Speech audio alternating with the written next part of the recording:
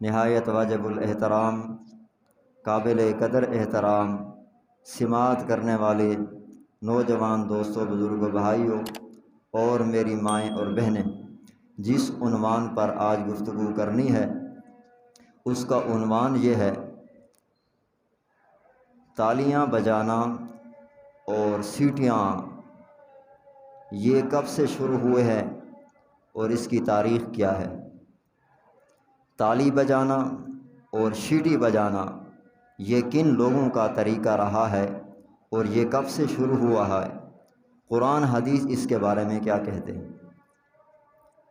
اس بات کی وضاحت کرنے سے پہلے کہ سیٹی بجانا اور تالی بجانا یہ کن لوگوں کا طریقہ رہا ہے، اس کی تاریخ کیا ہے، قرآن پاک اس کے بارے میں کیا کہتے ہیں، تو اس سے پہلے بطور تمہید کے نبی پاک صلی اللہ علیہ وآلہ وسلم نے ارشاد فرمایا: من تشبہ بقوم فہو منہم، جو شخص جس قوم کی مشابہت اختیار کرے گا، من تشبہ بقوم، جو شخص جس قوم کی مشابہت اختیار کرے گا وہ شخص اسی میں شمار کیا جائے گا۔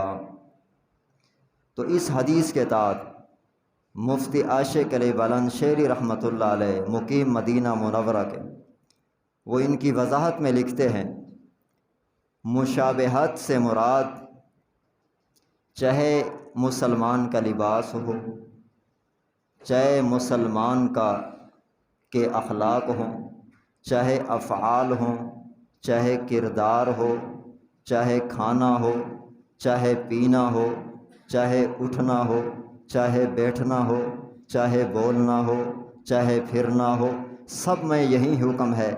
تو یہ غیروں کی مشابہت شریعت میں مسلمان کے لیے حرام ہے۔ مشابہت کا کیا مطلب ہے؟ کہ مسلمانوں کو، مردوں کو، عورتوں کو غیر مسلم جیسا ظاہر میں بھی نہیں بننا چاہیے اور باطن میں بھی نہیں بننا چاہیے۔ اپنا ظاہر کافروں جیسا نہیں بنانا چاہیے اور اپنا باطن بھی کافروں جیسا نہیں بنانا چاہیے۔ اللہ تعالیٰ اور اس کے پیارے محبوب صلی اللہ علیہ وسلم نے مسلمان کے لیے غیر مسلم کی مشابہت کو حرام قرار دیا ہے، مسلمان مردوں کے لیے بھی اور مسلمان عورتوں کے لیے بھی۔ یعنی وہ اپنا ظاہر بھی کافروں جیسا نہ بنائے، یہودیوں جیسا نہ بنائے اور نصارہ جیسا نہ بنائے، مجوسوں جیسا نہ بنائے، اللہ اس کے رسول کے دشمنوں والا اپنا ظاہر بھی نہ بنائے اور اپنا باطن بھی نہ بنائے۔ اس کو کہتے ہیں مشابہت۔ اور اسی طرح حضرت نبی پاک صلی اللہ علیہ وسلم ظاہری مشابہت جو غیر مسلم کے ساتھ وہ پسند نہیں فرماتے تھے۔ حضرت عبداللہ بن عاص رضی اللہ تعالی عنہ فرماتے ہیں کہ میرے وجود پر 2 زعفرانی قسم کے کپڑے تھے۔ مسلم شریف میں حدیث پاک موجود ہے، 2 زعفرانی قسم کے رنگ کے کپڑے میرے اوپر وجود پر تھے اور اللہ کے نبی نے مجھے دیکھ لیا۔ تو رسول اللہ صلی اللہ علیہ وآلہ وسلم نے ارشاد فرمایا کہ یہ کافروں کا لباس ہے، اس کو مت پہنا کرو۔ تو اس صحابی رسول فرماتے ہیں حضرت عبداللہ بن عاص، میں نے اللہ کے نبی سے پوچھا کیا میں اس کو دھو سکتا ہوں؟ کیا میں ان کپڑوں کو دھو ڈالوں؟ اللہ کے نبی نے فرمایا عبداللہ بن عاص سے ان کپڑوں کو دھونا نہیں ہے، جلا دینا ہے۔ تو اس حدیث پاک سے مسلمانوں کو کیا معلوم ہوا کہ اللہ کے نبی صلی اللہ علیہ وسلم غیر مسلم کے ساتھ ظاہری مشابہت کو پسند نہیں فرما رہے۔ اور اسی طرح حضرت عائشہ صدیقہ رضی اللہ تعالی عنہا سے پوچھا گیا، ابو داؤد شریف میں حدیث پاک موجود ہے، حضرت عائشہ صدیقہ رضی اللہ تعالی عنہا سے پوچھا گیا کیا عورت مردانہ جوتا پہن سکتی ہے؟ کیا پوچھا گیا؟ ام المؤمنین حضرت عائشہ صدیقہ رضی اللہ تعالی عنہا سے، کیا عورت مرد کا جوتا پہن سکتی ہے؟ تو حضرت عائشہ صدیقہ رضی اللہ تعالی عنہ نے جواب میں ارشاد فرمایا کہ میں نے اللہ کے نبی سے سنا ہے، رسول اللہ صلی اللہ علیہ وسلم نے فرمایا لعنت ہے اس عورت پر جو مرد کی حیت اختیار کرے، تو اب عورت کو مرد کا جوتا پہننے کی اجازت نہیں ہے۔ اللہ کے نبی نے منع فرما دیا کہ اللہ نے اس کو عورت بنایا ہے، یہ عورتوں والے کام کرے، جو مرد بنایا ہے تو وہ مردوں والے کام کرے گا۔ عورت مرد کا جوتا نہیں پہن سکتی، اللہ کے نبی نے منع فرما دیا۔ اب یہ مشابہت تھی مردوں کے ساتھ کہ عورت مردوں کی مشابہت کرنے پر اللہ کے نبی نے لعنت فرمائی ہے، لعنت۔ اور جس چیز پر اللہ کا محبوب پیغمبر لعنت فرما دے تو یہ اس بات کی علامت ہے کہ اس کام پر ہمارے نبی کو غصہ آتا ہے، اور علامت اس بات کی ہے کہ اللہ کے نبی اس کام پر ناراض ہوتے ہیں۔ تو اس لیے فرمایا کہ عورت مردوں کا جوتا نہیں پہن سکتی۔ تیسری حدیث پاک میں حضرت عبداللہ بن عباس سے مروی ہے، صحیح بخاری میں حدیث پاک موجود ہے کہ رسول اللہ صلی اللہ علیہ وسلم نے ان مردوں پر لعنت فرمائی ہے، ان مردوں پر لعنت فرمائی ہے جو عورتوں کی وضع اختیار کرے، اور ان عورتوں پر لعنت فرمائی ہے جو مردوں کی حیت اختیار کرے، اور ان مردوں پر لعنت فرمائی ہے جو عورتوں کی وضع اختیار کرے۔ تو مرد عورت جیسا بننے کی کوشش نہ کرے، اللہ کے نبی نے لعنت فرمائی ہے۔ عورت بھی مردوں جیسی بننے کی کوشش نہ کرے کہ اللہ کے نبی نے اس پر لعنت فرمائی ہے کہ عورت مرد کی مشابہت نہیں کر سکتی اور مرد عورت جیسی مشابہت نہیں کر سکتا، اور اللہ کے نبی نے اس پر لعنت فرمائی ہے۔ تو لعنت ہم کو سبق دے رہی ہے اس کام سے اللہ کے نبی ناراض ہوتے ہیں، اللہ کے نبی کو غصہ ہوتے ہیں۔ تو غیر مسلم کی مشابہت سے اللہ کے نبی نے منع فرمایا، اور عورتوں کو مردوں کی مشابہت سے اور مردوں کو عورتوں کی مشابہت سے منع فرمایا ہے۔ میں یہ باتیں اگلے موضوع کی تمہید کے بعد عرض کر رہا ہوں تاکہ اگلا مسئلہ آپ کو سمجھ آئے۔ میں نے عنوان یہ باندھا تھا تالی بجانا، شیٹی بجانا یہ کہاں سے شروع ہوا؟ تو اس سے پہلے میں بطور تمہید عرض کر رہا ہوں، غیر مسلم کی مشابہت نہ اللہ پسند کرتے ہیں نہ اس کا محبوب پیغمبر پسند فرماتے۔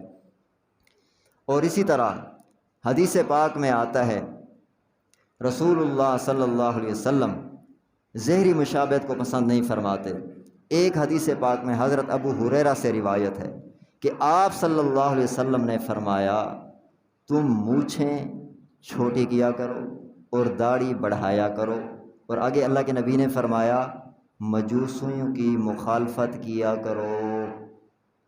مجوسیوں کی، مجوسی کسے کہتے ہیں؟ جو آگ کی پوجا کرتے ہیں، اس کو مجوسی کہتے ہیں۔ اللہ کے نبی فرما رہے ہیں مجوسیوں کی مخالفت کرو، یعنی وہ مونچھیں بڑی رکھتے ہیں اور داڑھی کٹا دیتے۔ تو یہ مشابہت بھی اللہ کے نبی پسند نہیں فرما رہے کہ میرا امتی ہو اور میرا مسلمان اللہ کا بندہ وہ غیر مسلم والی صورت اختیار نہ کرے۔ یہ حقیقت بات یہ ہے کہ اللہ کے نبی کا ہم سے پیار ہے، اللہ کے نبی کا ہم سے پیار ہے۔ ہماری شکل بھی کافروں جیسی اللہ کے نبی پسند نہیں کرتے کہ یہ میرا امتی ہے، میرے دشمن کی صورت میں نہ آئے میرے پاس۔ یہ اللہ کے نبی کی محبت ہے امت کے ساتھ۔ اور دوسری حدیث پاک حضرت انس سے روایت ہے، اس میں یہ الفاظ آتے ہیں، اللہ کے نبی نے فرمایا خوب مونچھوں کو کٹاؤ اور خوب داڑھی بڑھاؤ، یہودیوں کی مشابہت اختیار نہ کرو کہ یہ کام یہودی کرتے ہیں، اور وہ مونچھیں بڑی رکھتے ہیں، داڑھی کٹا دیتے ہیں۔ تو یہاں پر بھی اللہ کے نبی اپنے امت سے محبت کا اظہار کر رہے ہیں کہ میرا امتی یہودی والی شکل لے کے میرے پاس نہ آئے، میری امتی کی شکل لے کر میرے پاس آئے۔ اور اس مشابہت کو پہلی حدیث پاک میں مجوسیوں کے ساتھ کہ مشابہت اختیار نہ کرو، دوسری حدیث پاک میں یہودیوں کی مشابہت کے ساتھ نہ کرو، داڑھی رکھو مونچھیں کٹاؤ۔ تیسری حدیث پاک حضرت عبداللہ بن عمر سے روایت ہے، وہ فرماتے کہ نبی پاک نے فرمایا خالف المشرکین، مشرکین کی مخالفت کرو، مونچھیں کٹاؤ، داڑھی رکھو۔ یہ تین احادیث پاک میں نے آپ کے سامنے ذکر کی۔ اللہ کے نبی غیر مسلم کے ساتھ، مشرکین کے ساتھ اور مجوسیوں کے ساتھ، یہودوں کے ساتھ، نصارہ کے ساتھ اپنی امت کی، اپنے پیارے غلام کی مشابہت کو برداشت نہیں کرتے۔ اس لیے غیر مسلم کی مشابہت مسلمان کے لیے حرام ہے، مسلمان مردوں کے لیے بھی اور عورتوں کے لیے بھی غیر مسلم کی مشابہت، غیر مسلم جیسا بننا اللہ کے نبی پسند نہیں فرماتے۔ اور اسی طرح باطنی مشابہت بھی اللہ کے نبی پسند نہیں فرماتے۔ باطنی کیسے ہوتا ہے؟ حدیث پاک میں آتا ہے، مسند احمد کے اندر حضرت عبداللہ بن عباس سے روایت ہے، حدیث پاک اللہ کے نبی نے فرمایا صوموا عاشوراء، اپنی امت سے مخاطب ہیں، 10 محرم کا روزہ رکھا کرو۔ اور خالف فیہ الیہود، اور اس روزہ رکھنے میں یہودیوں کی مخالفت کیا کرو۔ کیسے؟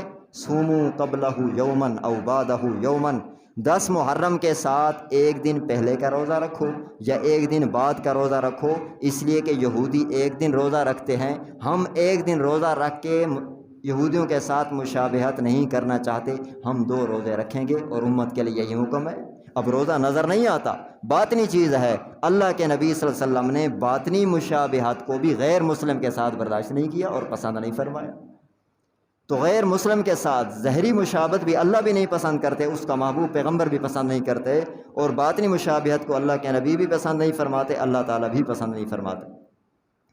اور اسی طرح جب شروع میں نبی پاک صلی اللہ علیہ وسلم کے نبوت کے بعد شروع میں یہ اذان کا طریقہ ابھی نہیں ہوا تھا، آپ صلی اللہ علیہ وسلم نے صحابہ کو بلایا کہ لوگوں کو مسجد میں نماز کے لیے بلانے کا کیا طریقہ ہونا چاہیے، لوگوں کو کیسا پتہ چلے گا کہ فلاں وقت پہ مسجد میں نماز ہوتی ہے، اس کا کیا طریقہ ہونا چاہیے۔ نبی پاک صلی اللہ علیہ وسلم نے صحابہ کرام کو جمع فرمایا، تو آپ صلی اللہ علیہ وسلم اسی غور و فکر میں صحابہ کے ساتھ مشاورت کر رہے تھے کہ اذان کے لیے مسجد میں بلانے کا طریقہ، کہ اذان تو اس وقت تھی نہیں، اذان کے الفاظ ہی نہیں اترے تھے، اذان کے الفاظ ہی نہیں آئے تھے، تو لوگوں کو نماز میں کس طرح بلایا جائے۔ بعض صحابہ نے مشورہ دیا نبی پاک صلی اللہ علیہ وسلم کو کہ لوگوں کو مسجد میں آنے کا وقت اس طرح تعین کیا جائے، ناقوس بجایا جائے۔ ناقوس یہ لکڑی کا ہوتا ہے، یہ نصارہ لوگ اپنی عبادت خانے میں بجاتے تھے، پھر لوگوں کو پتہ چل جاتا تھا کہ یہ فلاں عبادت کا وقت۔ تو جیسے بعض لوگوں نے یہ مشورہ دیا تو نبی پاک صلی اللہ علیہ وسلم نے فرمایا کہ میں اس کو پسند نہیں کرتا، یہ نصارہ کا طریقہ ہے، ہم مسلمان ہیں۔ پھر بعض لوگوں نے مشورہ دیا کہ آپ بوگ بجا دیں، بگل، یہ یہودیوں کا طریقہ تھا، اپنے عبادت خانے میں بجاتے تھے، لوگ آ جاتے تھے کہ نماز کا وقت ہے، عبادت کا وقت ہے۔ جیسے مشورہ دیا اللہ کے نبی نے فرمایا یہ بھی نہیں ہو سکتا کہ یہ یہودیوں کا طریقہ ہے۔ پھر بعض نے مشورہ دیا کہ اونچی جگہ پر ایک آگ جلائی جائے، لوگوں کو پتہ چل جائے گا کہ نماز کا وقت ہے۔ اللہ کے نبی نے فرمایا یہ مجوسیوں کا طریقہ ہے، ہماری مشابہت ان کے ساتھ ہوگی، میں پیغمبر اس کو پسند نہیں کرتا۔ اللہ کے نبی اس انتظار میں تھے، رات کو صحابہ سو گئے، اللہ کے نبی سو گئے، خواب میں اللہ رب العزت نے اس امت کو اللہ اکبر اذان کے الفاظ بھی بتا دیے، اور امت کو غیر مسلم سے مشابہت سے بھی بچا دیا۔ اور جیسے نبی نے زمین پہ فیصلہ کیا غیر مسلم کے ساتھ مشابہت نہیں کریں گے، اللہ نے آسمان پہ فیصلہ کر دیا، اذان کے الفاظ امت کو دے دیے کہ ہم یہودیوں کا طریقہ نہیں اپنائیں گے، ہم نصارہ کا طریقہ نہیں اپنائیں گے، ہم مجوسیوں کا طریقہ نہیں اپنائیں گے، ہم لوگوں کو نماز کے لیے جب بلائیں گے تو اللہ اکبر کہہ کر پکاریں گے۔ تو غیر مسلم کی مشابہت نہ نبی کو پسند ہے نہ اللہ کو پسند۔ اور اسی طرح حضرت عمر نے صحابہ کو بلایا کہ یہ تاریخ متعین کی جائے۔ بعض صحابی نے حضرت عمر کو خط لکھا کہ خط آتے ہیں اس پر تاریخ نہیں ہوتی، تو یہ سن تاریخ متعین کرنے کے لیے صحابہ سے حضرت عمر رضی اللہ تعالیٰ نے مشورہ کیا۔ میں نے مثالیں دے رہا ہوں کہ غیر مسلم کی مشابہت اللہ بھی پسند نہیں کرتے، اس کا نبی بھی نہیں کرتا، صحابہ کرام بھی نہیں کرتے۔ تو نبی پاک حضرت عمر نے صحابہ کو بلایا، تاریخ کب سے رکھی جائے؟ بعض صحابہ نے کہا نبی کی ولادت سے رکھی جائے، سن ہجری کی ابتدا نبی کی ولادت سے رکھی جائے۔ بعض نے مشورہ دیا نبی کی وفات سے رکھی جائے، بعض صحابہ نے مشورہ دیا نبی کی بعثت سے رکھی جائے۔